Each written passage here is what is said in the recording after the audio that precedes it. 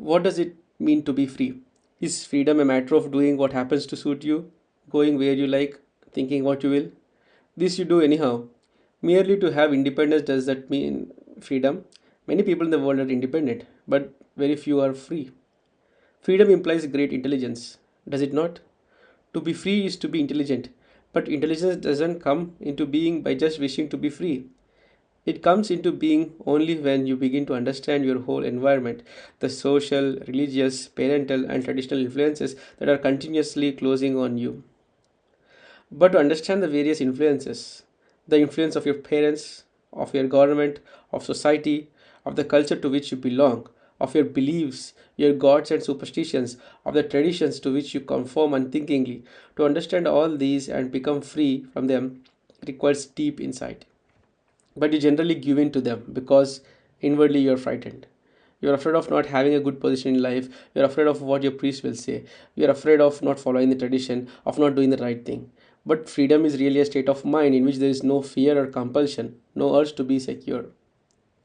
Don't most of us want to be safe? Don't we want to be told what marvelous people we are, how lovely we look, or what extraordinary intelligence we have? Otherwise, we would not put letters after our names. All that kind of things gives us self-assurance, a sense of importance. We all want to be famous people, and the moment we want to be something, we are no longer free. Whether in this world of politicians, power and position and authority, or in the so-called spiritual world where you aspire to be virtuous, noble, saintly, the moment you want to be somebody, you are no longer free.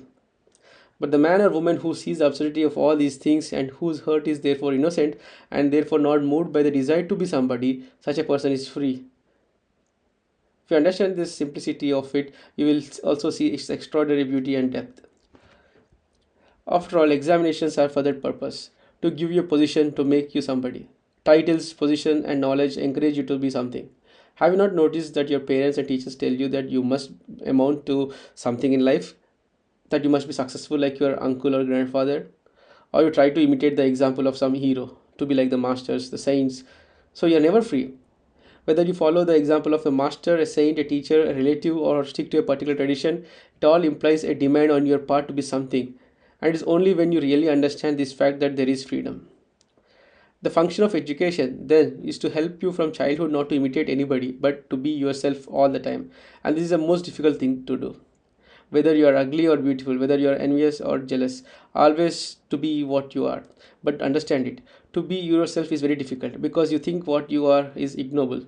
And that if you could only change what you are into something noble, it would be marvelous. But that never happens.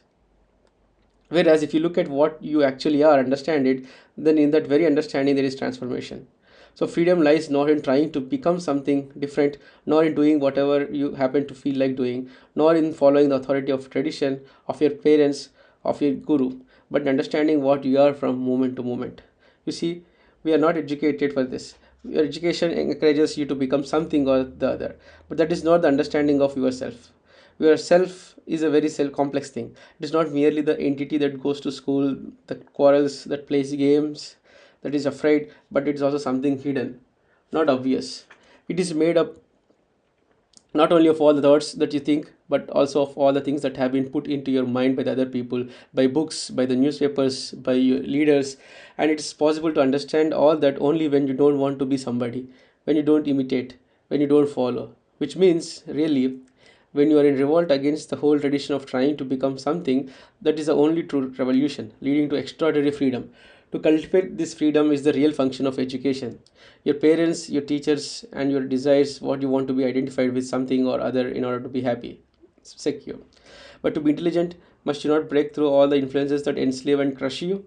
The hope of new world is in those of you who begin to see what is false and revolt against it, not just verbally but actually.